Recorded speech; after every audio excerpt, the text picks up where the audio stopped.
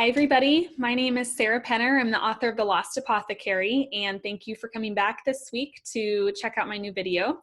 My book comes out next March 2021 with Park Row Books, an imprint of HarperCollins, and you can find me across all social media channels, Sarah Penner, and you can also find my book, The Lost Apothecary, on Goodreads.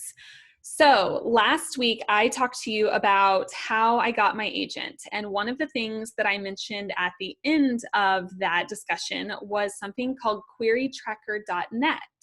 And it was a very helpful tool for me when I was querying. And so today I'm here to share my screen with you in a moment and walk you through some of the key features that I personally love about QueryTracker.net.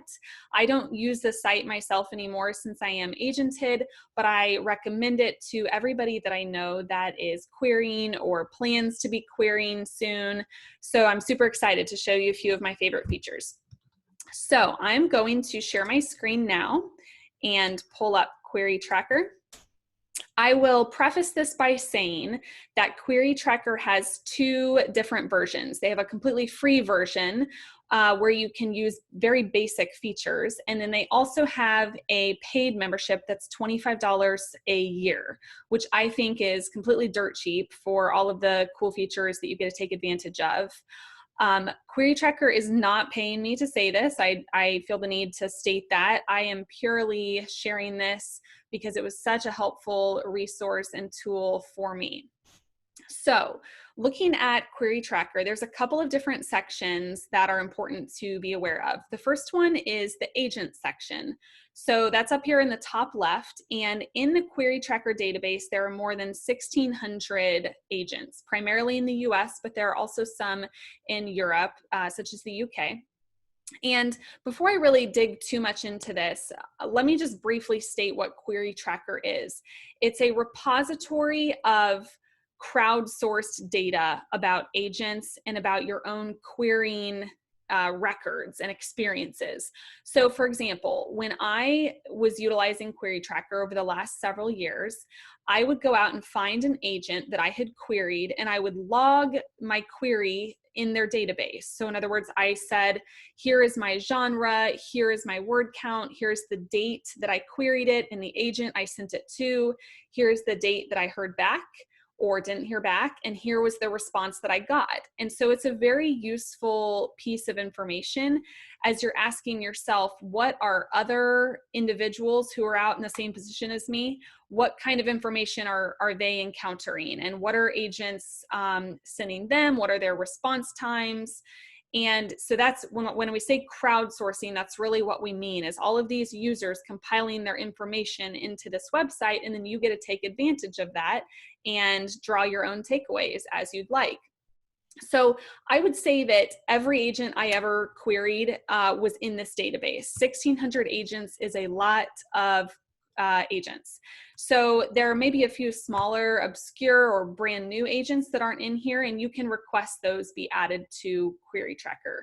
I will also state that agents know about this website, and I know that because several of them in the past, I've seen that they've stated on their social media that their QueryTracker information needed to be updated, or they got a kick out of or found something comical that someone posted on QueryTracker about them. So agents definitely know about this website, so just be aware of that as you're reviewing the information. So I want to pull up an agent who has a fair bit of activity on QueryTracker. And what I mean by that is a large number of people are querying this agent. And so we'll have a pretty good data set to work from. Before I do that, just one more thing to make note of. This is really only a very small set of information relative to what exists out there. In other words, when we look at the people querying certain agents, you're just going to see a handful. But if you think about all of the people out there in the real world who are querying that agent, there's a lot more. So just keep that in mind, that this is not a complete picture of everybody querying a certain agent. It's just a subset. So I'm going to pull up Alexandra Machinist, and I will show you a few of the important elements of the site now. So we've got her contact information here on the left-hand side. Please take this with a grain of salt. You should always get the most up-to-date and relevant information about an agent from his or her website or their social media. You can also find some helpful links that QueryTracker has provided for you, including a Twitter manuscript wish list, as well as there's another site that publishes manuscript wish lists. Those are very helpful links, so you can see sometimes very unique and specific things that agents are looking for. So for example, there's an agent out there who has been asking for years for a book about a fire that took place at a factory. So if you were happened to be writing about this particular event that happened a long time ago, you may find that on her manuscript wish list, and that would be a really good match and definitely an agent that you would want to target. And in your subject line of your email query, you could say, you know, manuscript wish list, and they're going to know then that you are sending them something that they've been actively seeking. So these manuscript wish lists are very helpful, so definitely utilize them. Also on the home page for each agent is a section with success story interviews.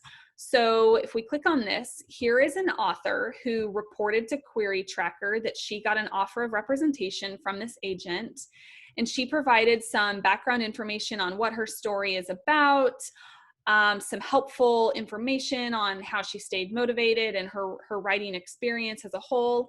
But then a lot of these, in fact, have the actual query letter at the bottom of this page. And this is very helpful as well, because you can see verbatim what the query looked like that caught this agent's eye.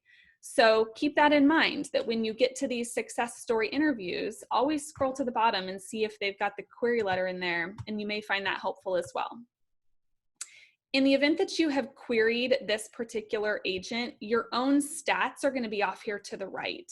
So several years ago, I had a manuscript that I titled Kept. It was never agented and never published, but I did query Alexandra with this manuscript. And you can see a few pieces of information about my query experience. And this is really just for your records. If you're looking at an agent and you want a reminder of the dates and status of that query, you can see them here. So she unfortunately declined me, which is why there's this little sad face. But that's the status right there. So another helpful section under each agent is this comments box. And this contains a variety of information. It's a free form field.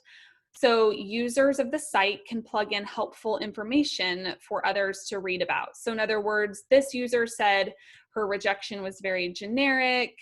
This user said, I nudged her a few months ago, and this is what her reply was. There's all sorts of useful information in here. And again, this is just information for you to take and use as you please. Don't be devastated or discouraged by anything you find here. Certainly don't put so much stake in it that, you know, at the end of the day, you find yourself just scrolling QueryTracker waiting for updates. It is possible to become obsessed with this information, and you don't want to take it that far. This is really just for you to see what other querying writers are experiencing and use that information to your benefit, but certainly not to your detriment. You don't want to become obsessed with or in love with any of this data. There are some reports in here as well that are helpful. So here we can see, for example, in the last, let's do the last 6 months. And I want to look at the, word count that individuals have sent to Machinist. So you can see that by and large, the word count that she's received over the last 6 months has been in the 80,000 word count range, very popular range. You can see a few people down here, well over 150. I would not personally recommend that unless you have an epic fantasy genre. But this is helpful information, so you can see and know where you fall relative to other writers who are querying this agent. You can also see which genres people are submitting to her, so she gets quite a bit of fantasy and a lot of young adult, and then a fair bit of women's fiction as well. I'm going to flip over to Data Explorer. This is for me personally, the most helpful page on this website, because this is the bread and butter of the database. This is each record indicating where individual querying authors sit. So, for example, if we look at the month of May, and again, there's not a whole lot here because this is just a subset of everybody querying this agent. So it's just a sample. So if we look for the month of May, we can see that a number, we'll say this is 12 or so of people have logged their query with QueryTracker. About 5 of them have said that they've already heard back, and those were rejections that they received within 1 to 3 days. All of these blank rows, that means one of two things. It either means the user has not logged in to update their record yet, or it means that they're still waiting to hear back. So these people are, they have nothing to update in the system yet.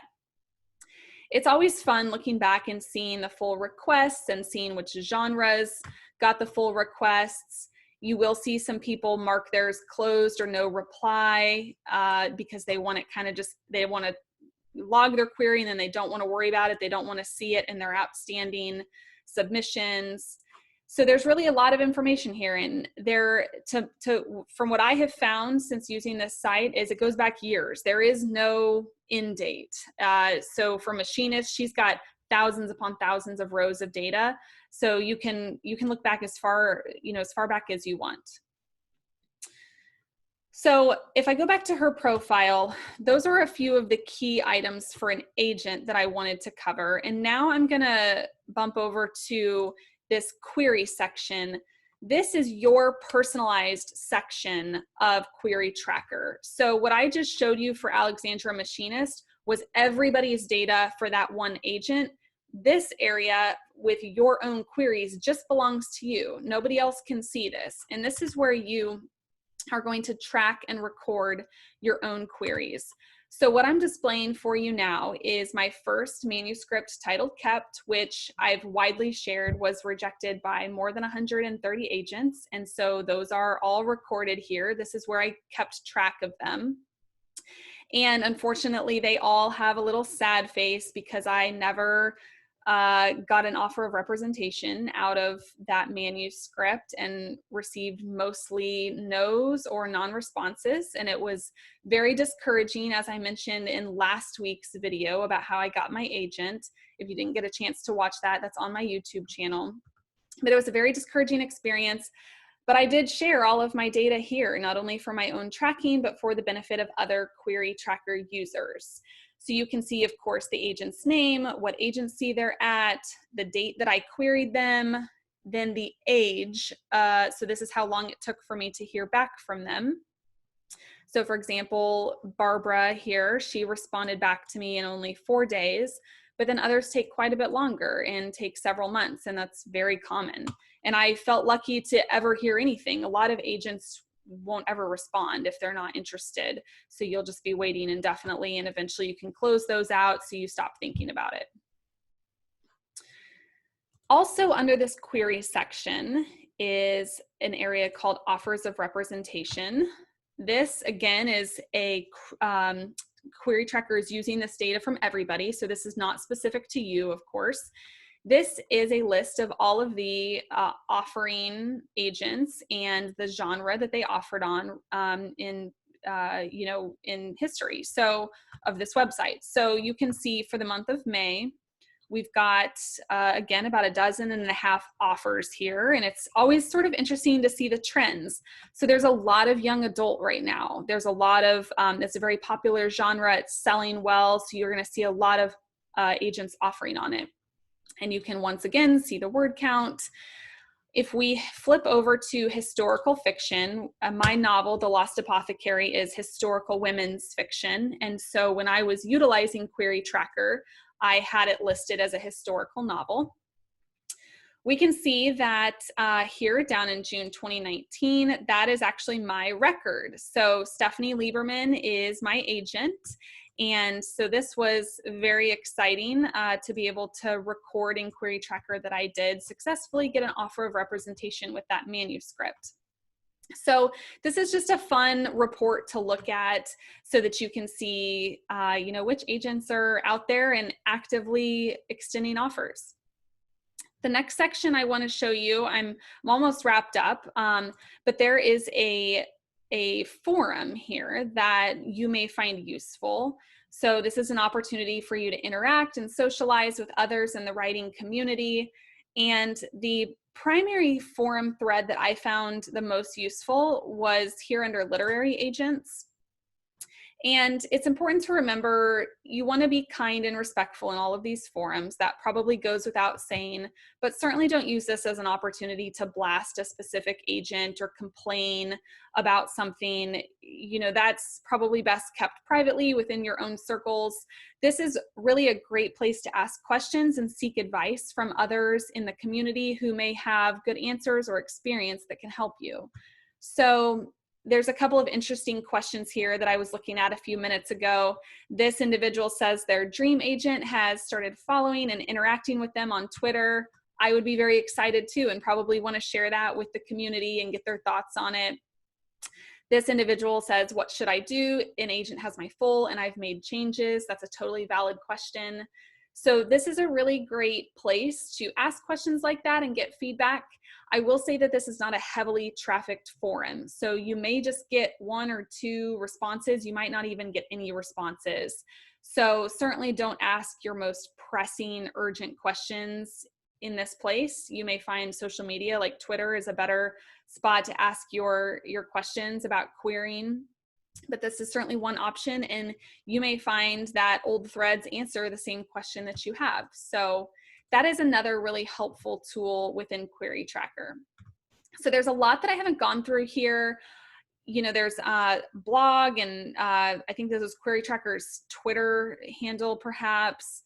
There's some premium reports here that I personally didn't find these super useful, but you can, this genre response report, for example, shows you which genres hear back fastest in general. If we look at all agents, the entire agent population, I would bet money that historical fiction does not hear back as quickly as, say, women's fiction or young adult, just because it's not quite as fast moving.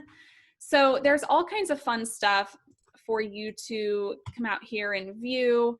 And, but I would say high level, the most useful tools for me were reviewing the comments that people are leaving about an agent, definitely the response times and, you know, the data tables that show who is querying with what genres and when they sent their queries over. And then of course your own individualized query list. That's a very useful feature so that you don't need to write all that down on notebook paper, or you don't need to keep an Excel spreadsheet. This is just a very great interactive way to store all of that data. So I'm going to stop sharing my screen and just end it with one final caveat. I would say, I mentioned earlier that it is possible to become obsessed with the data on QueryTracker, and you certainly don't want to be discouraged or disheartened any more than you already are. Querying is it can be a miserable experience when you each day are hearing no or no thank you. So we call it being in the querying trenches for a reason. So certainly don't feel like if QueryTracker, if you're utilizing it and it's making you feel worse, or you feel as though you're hearing back from agents later than others are, or you feel like you're falling outside of parameters and it's really discouraging you, don't utilize it. It's just one tool of many to keep in your toolbox that's been very helpful for me. So that's what I want to end with. If you have any questions, or there are specific things you want to know about QueryTracker that I didn't cover, feel free to leave them in the comments below this video or reach out on my social media. I'm on Twitter, Instagram, Facebook, or you can also check out my website, SarahPenner.com. And lastly, please feel free to add my book, The Lost Apothecary, to your Goodreads TBR list. So thank you for joining me today. I hope that this was helpful and hope to hear from you soon. Bye.